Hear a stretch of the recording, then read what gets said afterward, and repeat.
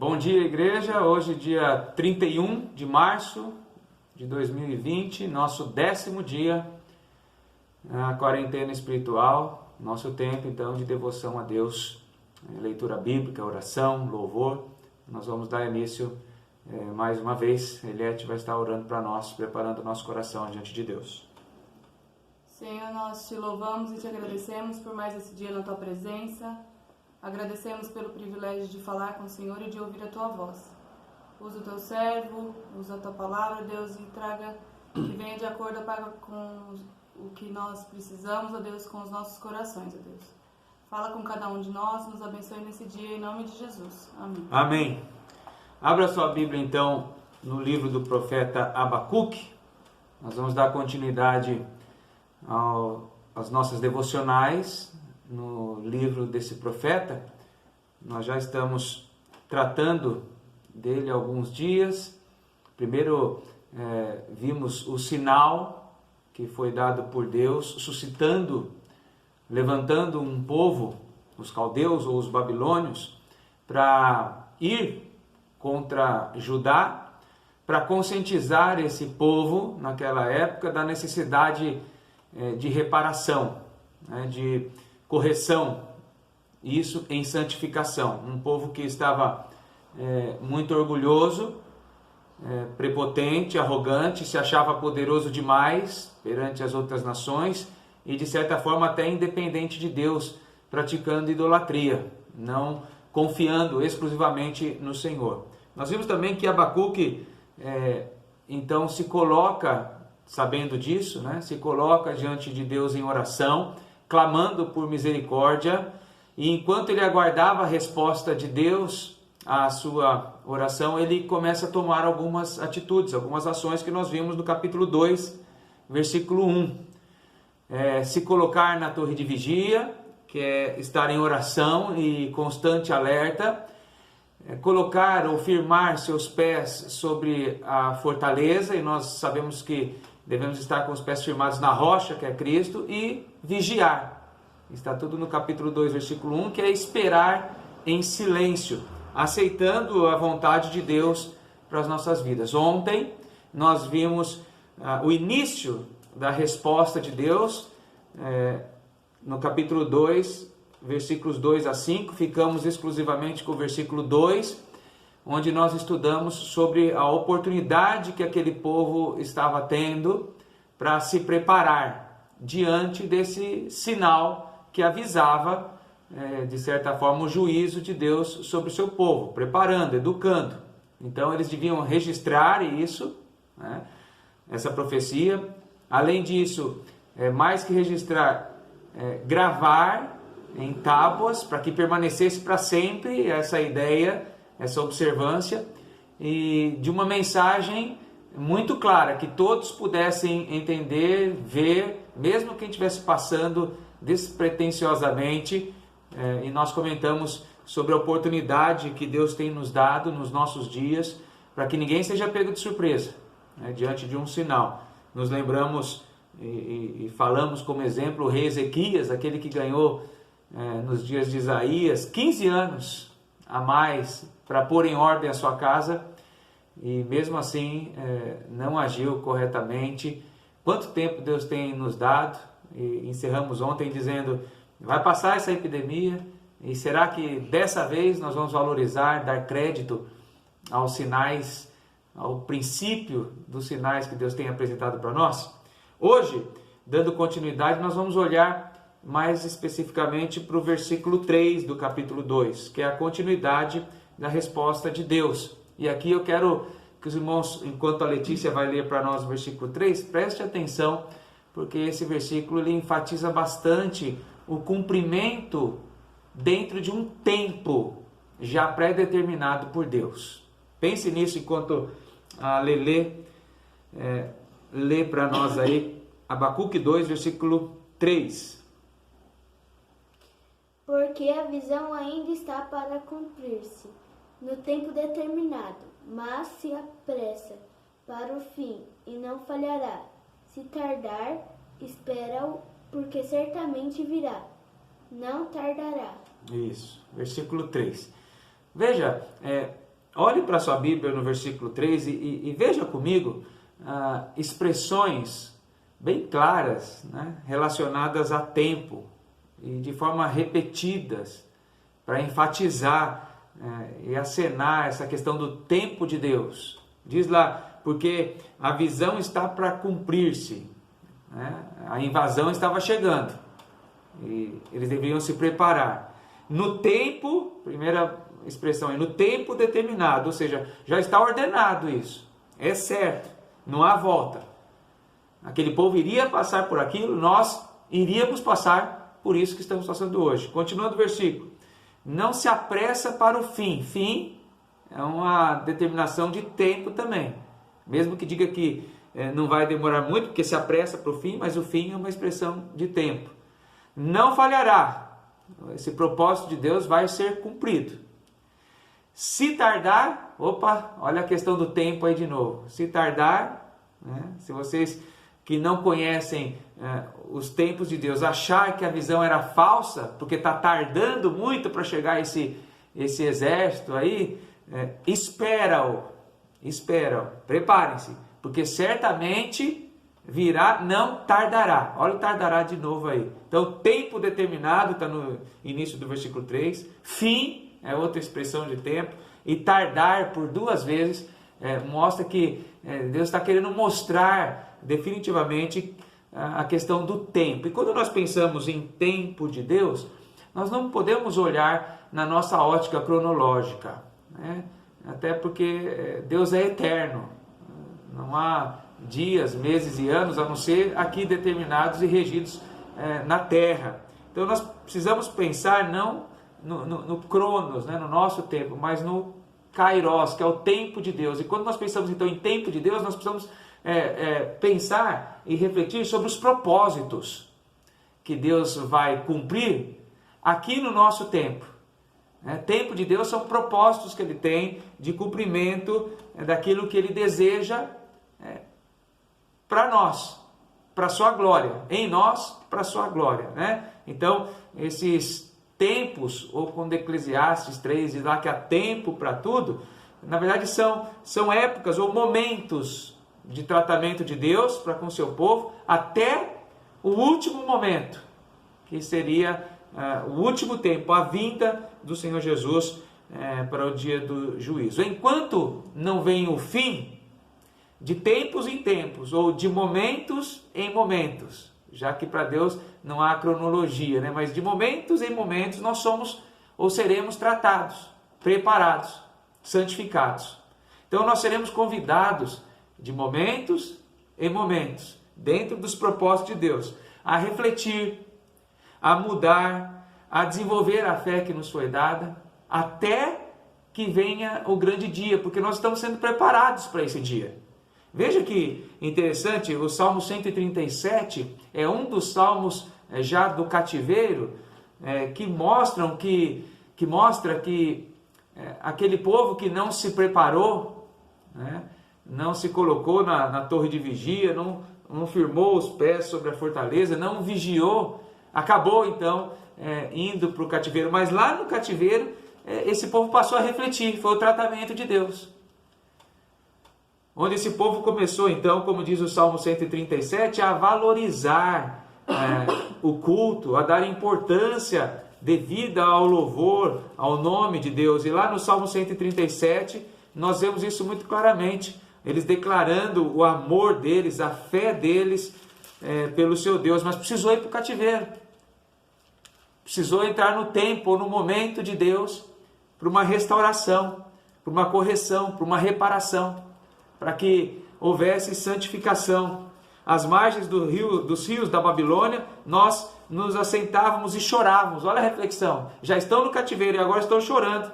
Lembrando-nos de Sião, passaram a refletir sobre Jerusalém. Nos salgueiros que lá havia, na Babilônia, pendurávamos as nossas harpas, pois aqueles que nos levaram cativos nos pediam canções, e os nossos opressores que fôssemos alegres, dizendo: entoai-nos algum dos cânticos de Sião. Olha agora o versículo 4, olha a reflexão, e olha como foi bom ter parado no cativeiro. Como, porém, haveríamos de entoar o canto do Senhor em terra estranha? Olha, se eu de ti me esquecer, ó Jerusalém, que se resseque a minha mão direita, apegue-se minha língua ao paladar, se me não lembrar de ti, se não preferir eu, Jerusalém, a minha maior alegria. E a maior alegria de Jerusalém era o templo, né? A alegria de toda a terra, né? Então, foi bom, foi um momento, um tempo oportuno de Deus para que esse povo então se corrigisse, reparasse, se santificasse, porque o propósito de Deus é que esse povo seja preparado para o encontro com o Senhor Jesus nas bodas do Cordeiro. Então, irmãos, de tempos em tempos ou de momentos em momentos, através desses sinais, Deus está nos preparando, né? Tudo está dentro do controle dele. Por isso nós devemos ficar despreocupados. Por isso não há lugar para desespero, né? Para tristeza. Está tudo dentro dos propósitos de Deus. Se Deus não fizer assim, se Deus não enviar esses sinais, nós não seremos preparados e não estaremos santificados para encontrarmos com Jesus Cristo. É necessário isso. Então Deus não está meramente nos deixando passar por problemas, por tribulações para mostrar que Ele é o grande Deus. Não é meramente isso, nós já devemos saber que Ele é o grande Deus. Mas porque Ele quer nos santificar, porque nós somos pecadores, porque quando nós fomos atraídos pela Sua graça, nós cheirávamos pecado. As marcas que haviam em nós eram de impureza. Nós éramos desobedientes, filhos da ira. Nós precisamos ser tratados, purificados, santificados. E não conseguimos, senão quando somos disciplinados, corrigidos, educados. Então, de tempos em tempos. Esse versículo 3 nos mostra isso, de momentos em momentos. Enquanto o Senhor estava dando oportunidade para eles se prepararem, ou para nós hoje nos prepararmos.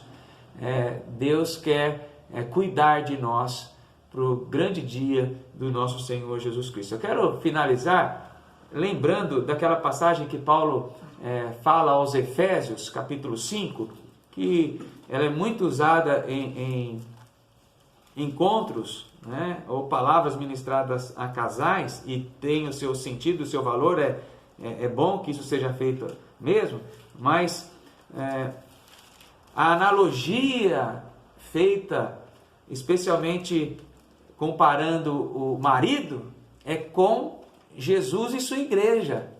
E veja que interessante como Deus tem nos preparado e precisa nos preparar para que então nós nos encontremos com o Cordeiro no dia final. Efésios capítulo 5, a partir do versículo 25, diz assim: maridos, Efésios 5, 25, maridos, amai vossa mulher, olha a comparação agora, como também Cristo amou a igreja, e assim mesmo se entregou por ela, para que a santificasse, tendo-a purificado, né, por meio da lavagem de água, pela palavra. Olha o versículo 27, para a apresentar, é isso que nós estamos, esse processo que nós estamos passando agora.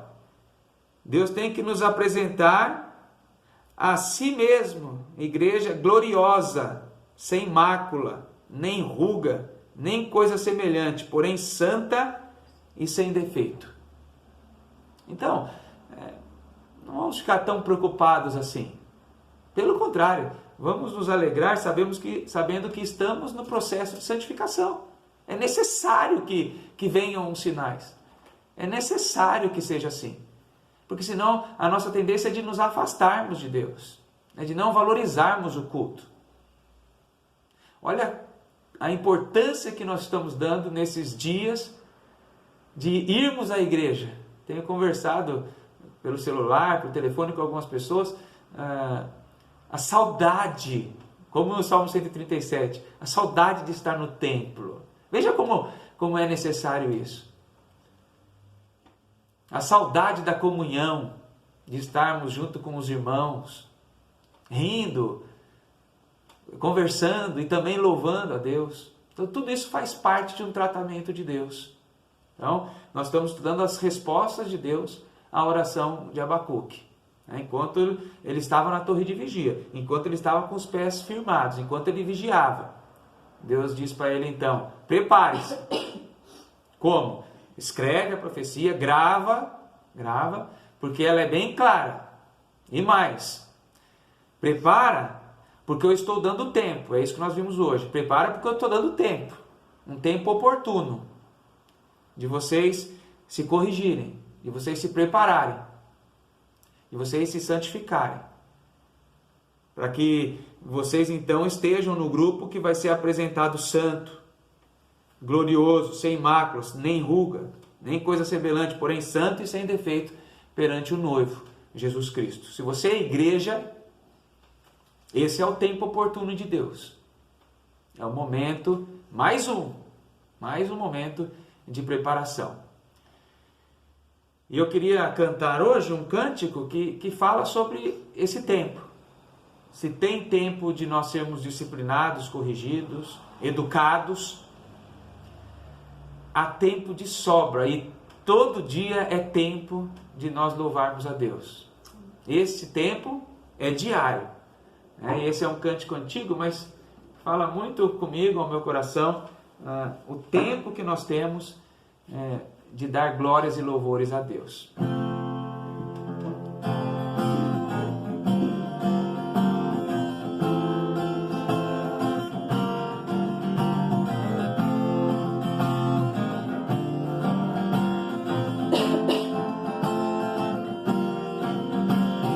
Hoje é tempo de louvar a Deus.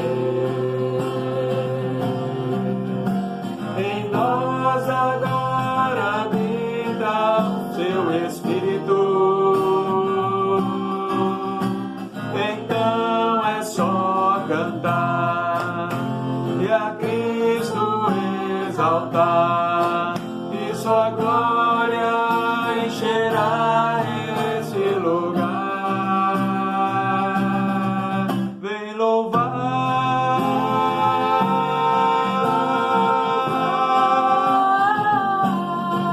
vem louvar,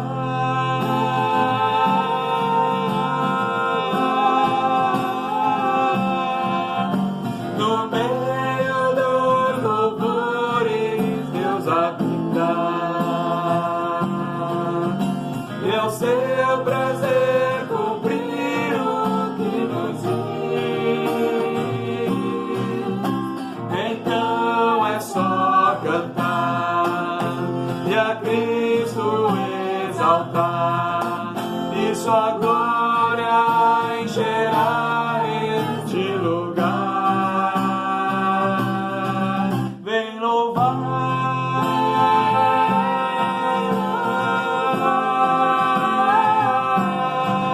vem louvar,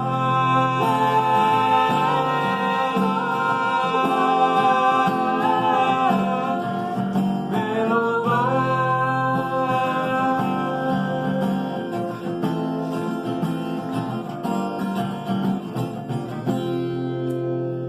Amém.